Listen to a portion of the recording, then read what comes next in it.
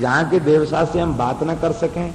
हमारा तो ब्रज ही अच्छो, जहाँ के ठाकुर के संग हम खेलें खावें गैया चरावें, और जब हमारा ठाकुर हार जाए खेल खेल में तो बापू घोड़ा बनाए के पीठ पे बैठ जाए। इतना सुलभ ठाकुर ब्रज के अतिरिक्त और कहाँ मिलेगो। हमारा ब्रज ही अच्छो। जैसे उनके मन में भाव आया कि वे सब देखते हैं कि हम तो ब्रज में ही हैं, भगवान के चरण पकड़ लिए और रुदन करते हुए कहा, नाथ अब अपनी इस ब्रजभूमि से बाहर मत भेजना है। देख लिया वैकुंठ, बस चरण पकड़ कर यही मांग रहे हैं, जन्म जन्म मोहि दीजियो श्री वृंदावन को वास, ब्रजमंडल को वास। छीत स्वामी जी कहते हैं, ए हो विधिना तो पे अचरा पसार मांगू, जन्म जन्म दीजो याही ब्रज बसिवो, याही ब्रज बसिवो। इसमें ज्यादा माधुर्य है। याही ब्रज बसिवो का मतलब आज भी वही ब्रज है। जैसे भगवान के सच्चिदानंद घन स्वरूप में किसी काल में, किसी अवस्था में किसी भी प्रकार का परिवर्तन नहीं, ऐसे ही श्रीधाम की महिमा में कभी किसी काल में किसी भी प्रकार का परिवर्तन, नित्य धाम। परिवर्तन किसमें है? परिवर्तन हम लोगों में है। बोलो वृंदावन विहार। जिस रहनी से धाम में रहना चाहिए उस रहनी से हम रह नहीं पा रहे हैं। हमारे में परिवर्तन है, धाम की महिमा में परिवर्तन नहीं है। आज भी ब्रज में भगवान की दिव्य लीलाएं हो रही है और संतों के साथ बड़ी बड़ी विचित्र लीलाएं, आज भी विलक्षण लीलाएं।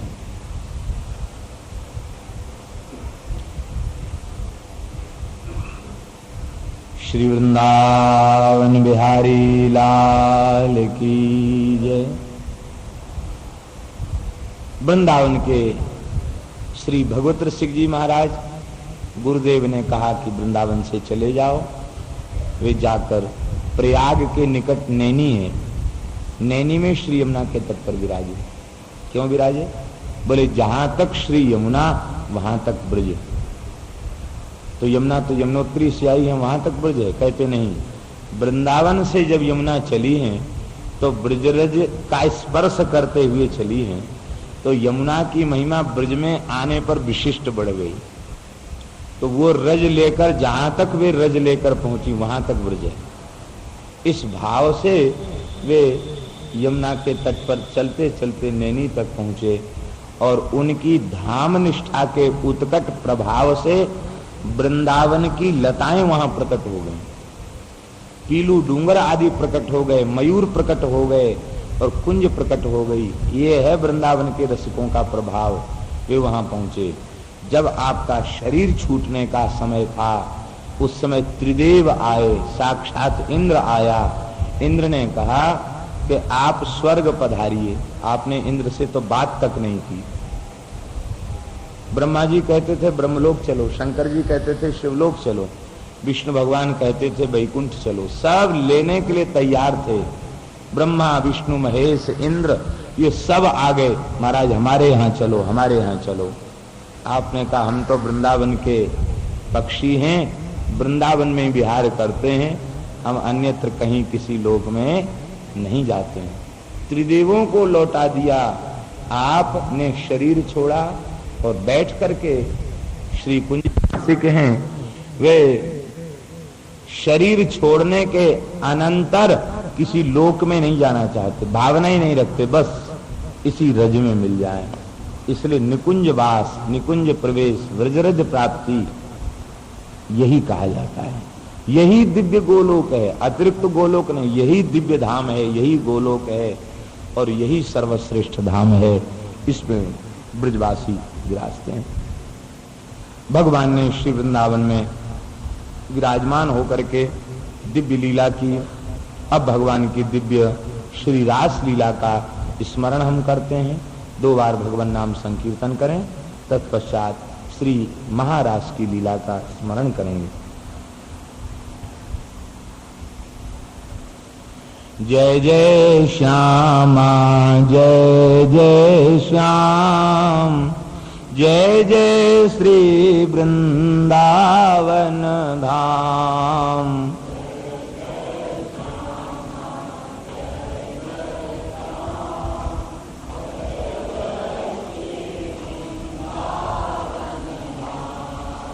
जय जय श्यामा जय जय श्याम,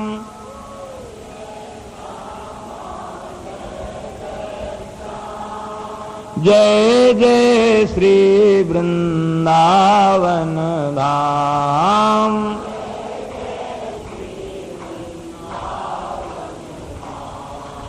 पावन राधे तेरो नाम, पावन श्री वृंदावन धाम।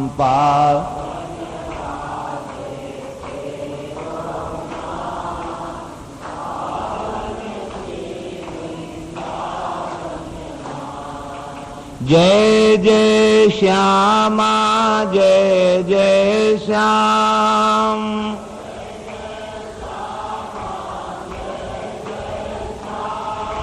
जय जय श्री वृंदावन धाम।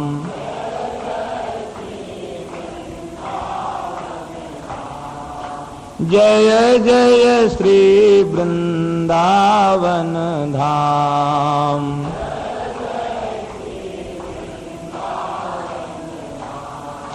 जय जय श्री वृंदावन धाम।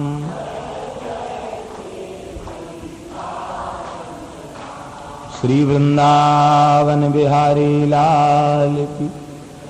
भगवान पिता रात्रि शरदोत्फुल्ल मल्लिका, वीक्षरन्तुम मनश्चक्रे योग मायामुपाश्रितः। भगवान अपि ताः रात्रि शरदोत्फुल्ल मल्लिका वीक्ष योग मायाम उपाश्रितः रंतुम मनश्चक्रे। सर्वसमर्थ सदैश्वर्य संपन्न भगवान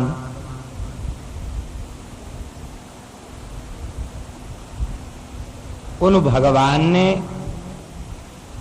शरद ऋतु का दर्शन किया।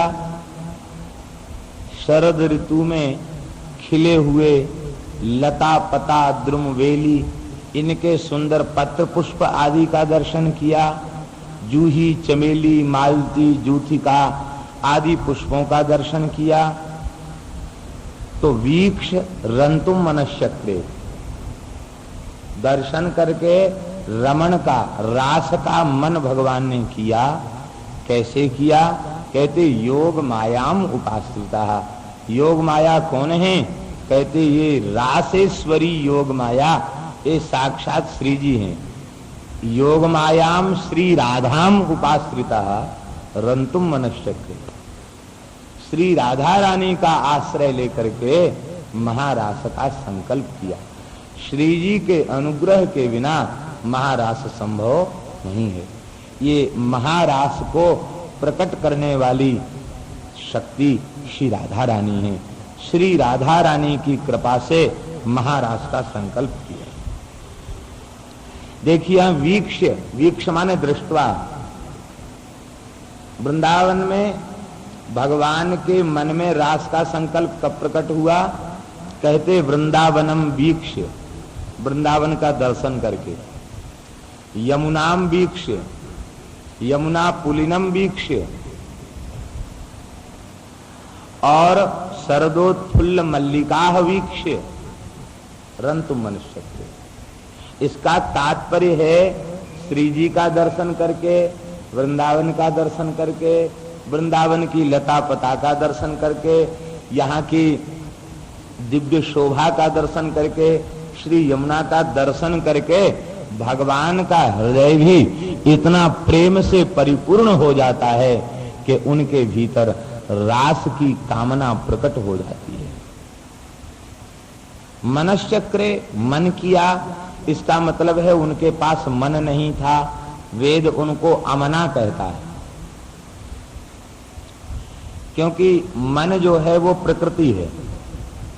मन जो है भूमि रापो नलो वायु खम मनो बुद्धि रेव च अहंकार इति यम में भिन्ना प्रकृति दृष्ट था। ये प्रकृति है, तो प्रकृति नहीं है उनमें, वो प्रकृति के अधीन नहीं, प्रकृति के अधीश्वर हैं। तो मन आदि उनमें नहीं है, इसलिए प्राकृत मन आदि उन्हें जान भी नहीं पाता, पहचान भी नहीं पाता। लेकिन ये अर्थ वृंदावन के संतों को बहुत अच्छा नहीं लगा। ये अर्थ है तो सही, ठीक है अर्थ, लेकिन वृंदावन के संत कहते नहीं भाई, हमारे ठाकुर जी अमना क्यों हैं हम जानते हैं। मन तो उनके पास है, बड़ा सुंदर मन है ठाकुर जी का, लेकिन वो मन उनके पास रह नहीं गया, श्री जी ने चुरा लिया।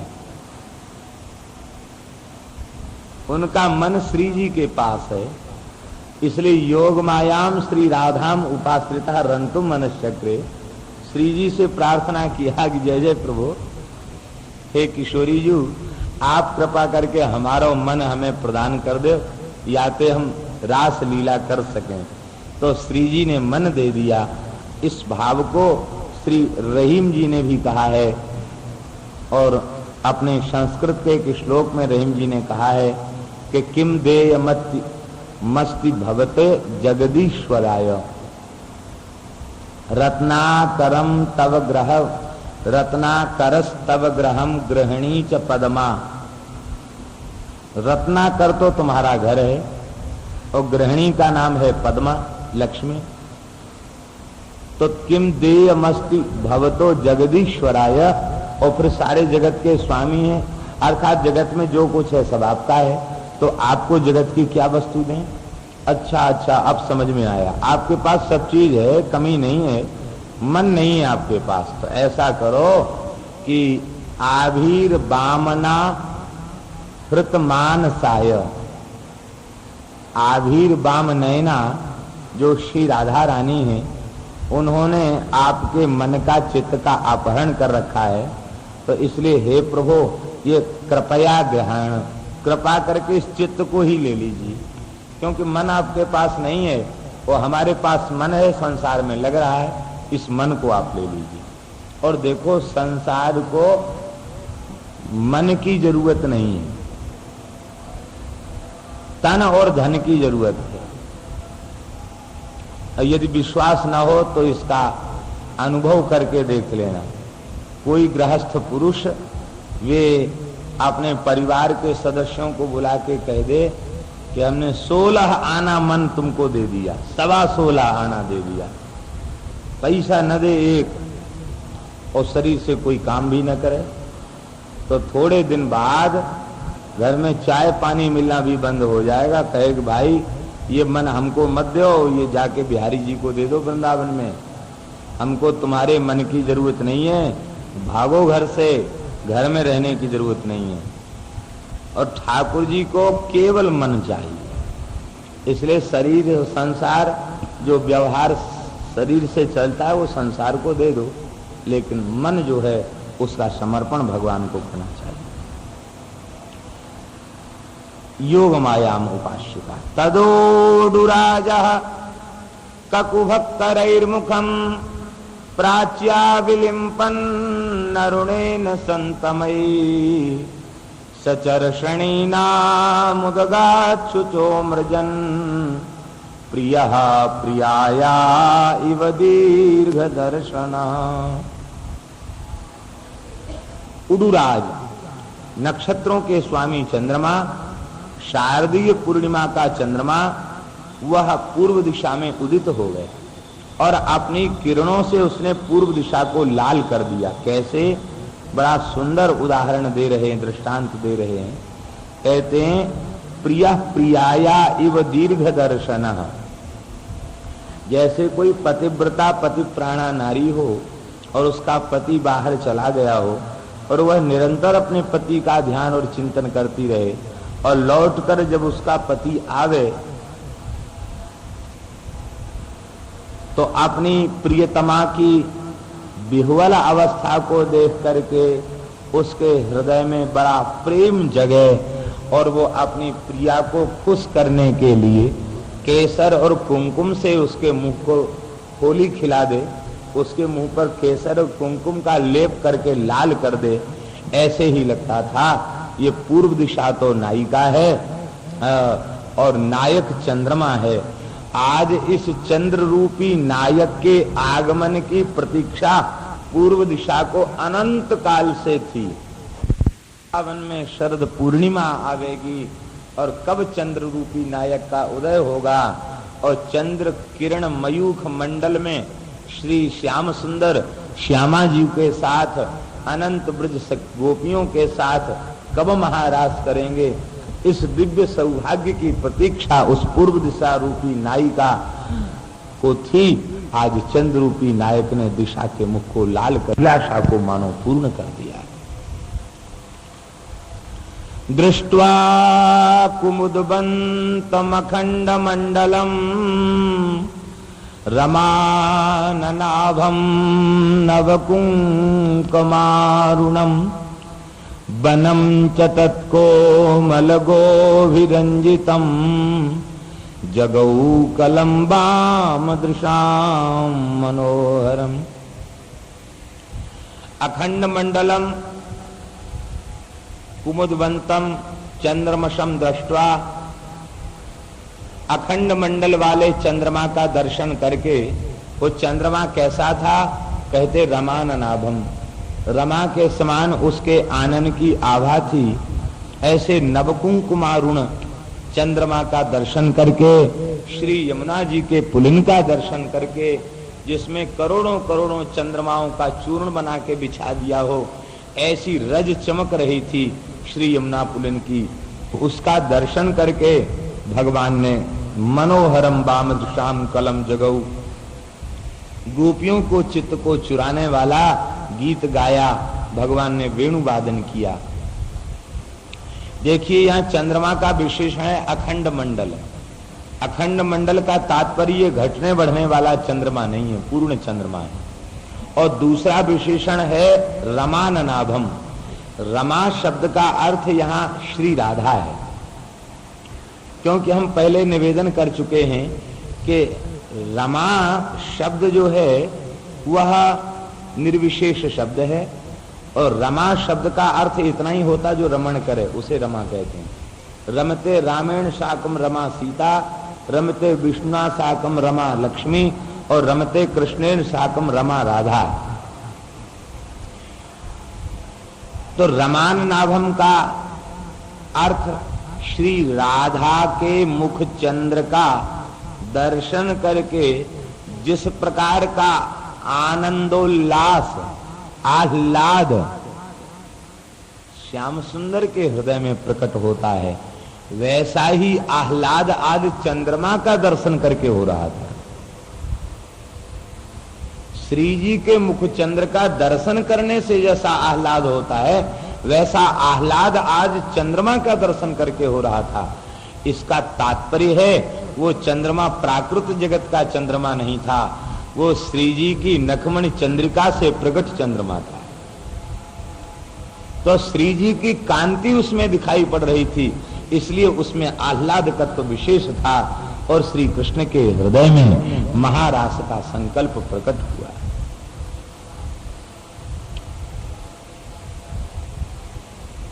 आप लोग कहेंगे कि ये कैसे आप कह रहे हैं? देखिए, ब्रह्मा जी की रात्रि के प्रमाण से रात्रि हुई है। ब्रह्मरात्र उपावृत्ते वासुदेवानुमोदिता, भागवत में दास पंचायत। ब्रह्मरात्र, ब्रह्मा जी की रात्रि। ब्रह्मा जी का दिन कितना बड़ा होता है? सहस्र युग पर्यंतम अहर्यद ब्रह्मणो विदु। 1 सहस्त्र चतुर्युगी का ब्रह्मा जी का एक दिन होता है। 1,000 बार सतयुग, त्रेता, द्वापर और कलयुग बीत जाते हैं। 14 बार इंद्र बदल जाता, 14 बार सप्तर्षि बदल जाते, इतना बड़ा ब्रह्मा जी का दिन होता। इसी हिसाब से रात्रि थी, और वो भी विद्वान कहते 6 महीने की रात्रि थी। उस रात्रि में भगवान ने रासलीला की। आप लोग कहेंगे भाई ये कैसे संभव है? केवल 125 वर्ष का समय लेकर ठाकुर जी आए, वो भी मानवीय वर्षों की गणना से 125 वर्ष का समय लेकर ठाकुर जी धराधाम पर पधारे।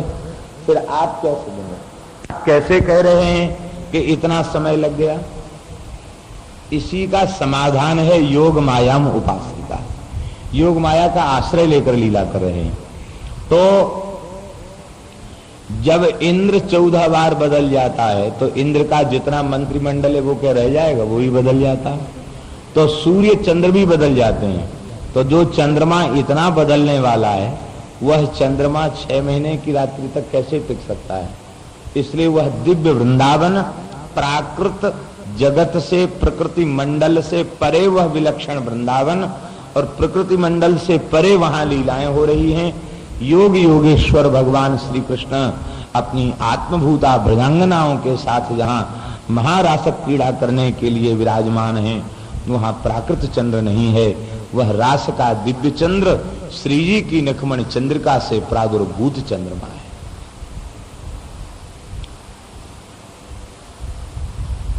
टटिया स्थान के महान सिद्ध संत श्री स्वामी भगवान दास जी महाराज बड़े सिद्ध संत थे। एक बार ग्रहण हो रहा था और उसमें उनके यहाँ समाज हो रही थी ठाकुर जी की। तो कुछ संत ग्रहण के समय परिक्रमा कर रहे थे वृंदावन की। टटिया स्थान में भीतर प्रविष्ट भये तो देखा वहां समाज हो रही है। चरणों में प्रणाम करके कहा, महाराज जी आप भी समाज में बैठे हैं, ठाकुर जी का दरबार खुला है, समाज हो रही है, ये क्या बात है, ग्रहण को नहीं मानते? सिद्ध भावना थी उनकी, सिद्ध भावना थी। उन्होंने कहा प्रकृति के जगत में इन ग्रहण आदि की मर्यादा पहुंचती है। वृंदावन प्रकृति मंडल से परे है, दिव्य चिन्मय धाम है, यहाँ किसी ग्रहण का, किसी सूतक का प्रवेश नहीं है। हमारे टटिया स्थान के चंद्रमा में ग्रहण नहीं है। उन्होंने कहा आपके चंद्रमा में ग्रहण होगा, आप मनाइए, हमारे चंद्रमा में ग्रहण नहीं है। महाराज कैसे कहते हो ग्रहण नहीं है? बोले देखो, तो चंद्रमा को देखा तो वस्तुतः ग्रहण नहीं था। वे बाहर निकल के आए तो देखा कि ग्रहण है, वो भीतर जब जाए तो देखे ग्रहण नहीं है। समझ गए कि इन्हीं का यह प्रभाव है, इन्हीं का चमत्कार है। चरणों में नमस्कार करके ऐसे कहने का तात्पर्य यह है कि जब तक शरीर की सुध है, काल की सुध है, देह की सुध है, व्यवहार की सुध है, तब तक शास्त्रीय आचार विचार है। और जब शरीर की सुध बुध खत्म हो गई तो काहे का आचार विचार, काहे का विधि निषेध? भाई जब तक देह का संबंध है तब तक विधि निषेध है। ये कोई सामान्य स्थिति नहीं है, ये विदेहावस्था है, सर्वोच्च अवस्था है। वृंदावन में ग्रहण भी होता है, लेकिन वो ग्रहण अलौकिक ग्रहण होता है, लौकिक ग्रहण नहीं होता। ऐसा दिव्य ग्रहण वृंदावन में होता। अपूर्व प्रयोग ग्रहण को जोग, झपट राहु चंदा को पकड़त करत आपनो भोग, अपूर्व प्रयोग ग्रहण को योग। ये ग्रहण वृंदावन का ग्रहण है। रसिक लोग दर्शन करते हैं, यहाँ श्री जी अटखेलियां कर रही हैं, कुंज से कुंज में भाग रही हैं, और श्री श्याम सुंदर अपनी भुजाओं में भरकर उनका आलिंगन करना चाहते हैं। बस यही ग्रहण है। चंद्रमुखी श्री राधा रानी को ये काले कलूटे बिहारी जी पकड़ रहे हैं, बस उन्हें आलिंगन करना चाहते हैं। यही यहाँ का ग्रहण है। और इसी ग्रहण का दर्शन करके रसिक आनंद में डूबते उतराते हैं। ये दिव्य वृंदावन की लीला भगवान ने जगऊ, भगवान ने गाया। क्या गाया? तो श्री वल्लभाचार्य जी ने कहा क्लीम इति बीजम जगऊ, क्लीम इति बीजम जगऊ, क्लीम गाया। वेणु में क्या गाया? क्लीम इति जगऊ। क्लीम क्यों गाया? कहती है अष्टादशाक्षर गोपाल मंत्र का बीज क्लीम ही, श्री कृष्ण मंत्र का बीज क्लीम बीज है। और क्लीम बीज जो है कई का है, क्लीम बीज काम बीज भी है और क्लीम बीज कृष्ण बीज भी है। काम बीज भी क्लीम है और श्री कृष्ण बीज भी क्लीम है। इसका तात्पर्य है कि गोपियों के हृदय में विशुद्ध काम को भगवान प्रकट करना चाहते हैं। विशुद्ध काम क्या है? श्री कृष्णा लिंगन की कामना, श्री कृष्ण प्राप्ति की कामना। उस कामना को उभारने के लिए क्लीम इति बीजम जगऊ, काम बीज गाया। दूसरा अर्थ है कि क्लीम कृष्ण का बीज है, कृष्ण का स्वरूप है। अपने चरणों में बुलाने के लिए अपना ही बीज गाया। उस क्लीम, इसको सम्मोहन बीज भी कहते हैं। ये क्लीम सम्मोहन बीज है, अर्थात इसको गा करके गोपियों को अपनी ओर आकृष्ट भगवान ने किया। निशम्य गीतम तदनंग वर्धनम ब्रज स्त्रियः कृष्ण गृहीत मानसा आजगमुरन्योन्य मलक्षितोद्यमा सयत्र कांतो जवलोल कुंडला। अनंगवर्धनम गीतम निशम्य, अनंगवर्धन गीत को सुन करके व्रज गोपियां कृष्ण गृहीत मानसाः, श्री कृष्ण ने जिनके चित्त को चुरा लिया है, वे अन्योन्यम अलक्षितोद्यमा आजगमुहु, वे किसी को अपना उद्यम नहीं बताती कि हम जाने वाली हैं। दूध दही बेचने जाती है तो कहती चलो सखी वहां चालिए। जल भरने जाती है तो कहती चलो जल भर लावे। फूल चुनने जाती है तो कहती चलो पुष्प चयन कर लावे। ये सब काम मिलजुल के करती है, लेकिन जब ठाकुर जी बुलाते हैं तो कोई किसी को सूचना नहीं देती, जो जिस स्थिति में है उसी स्थिति में चल पड़ती है। इसका तात्पर्य है श्री ठाकुर जी जब जीव को अपनी मधुर बंसी बजा करके पुकारते हैं तो भगवत प्राप्ति के पथ में संगी साथियों की जरूरत नहीं, भीड़ भाड़ की जरूरत नहीं, अकेला लग जाए कोई साथ बात अलग है, भीतर से केवल भगवान में प्रीति रखता है। इस प्राप्ति के पथ में सब एकाकी मार्ग तय करना है। इसलिए अन्योन्यम अलक्षितोद्यमाः आजगमुहु। अनंग वर्धनम का तात्पर्य क्या है? अनंग शब्द का अर्थ अंग रहित होता है। अनंग माने अंग रहित, जिसका स्थूल कोई स्वरूप न हो उसे अनंग कहते हैं। घटपट की तरह प्रेम का भी कोई स्वरूप है क्या?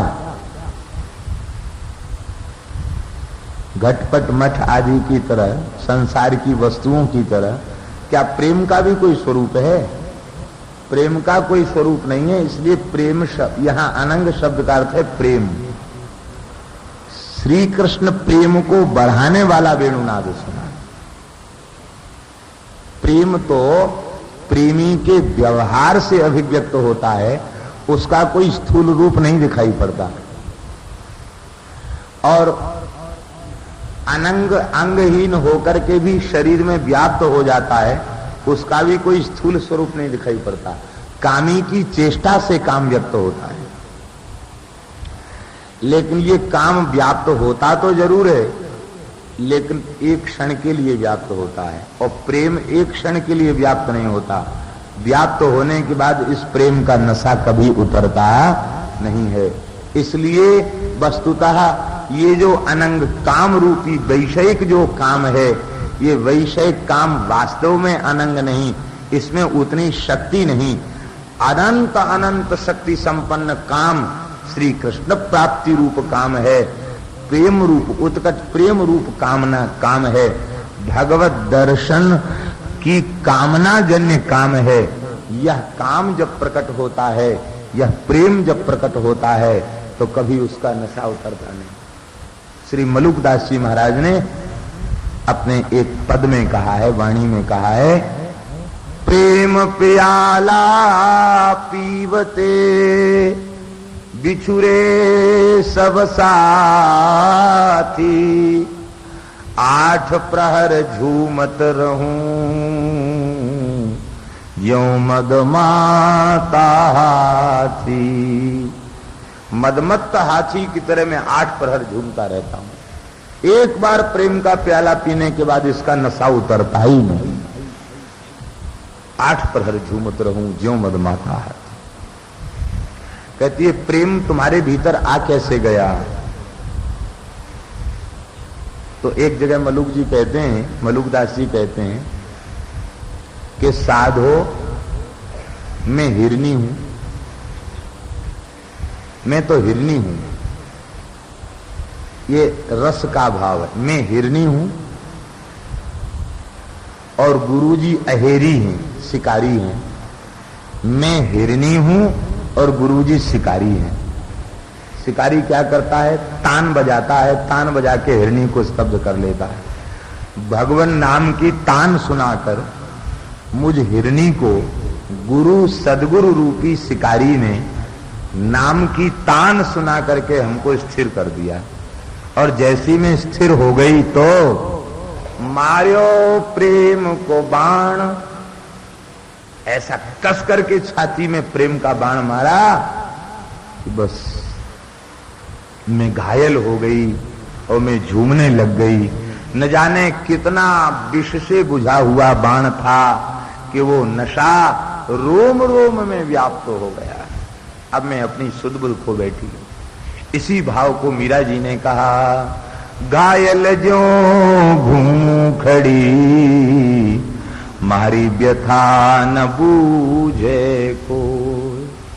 ये प्रेम का तीर जब छाती में लग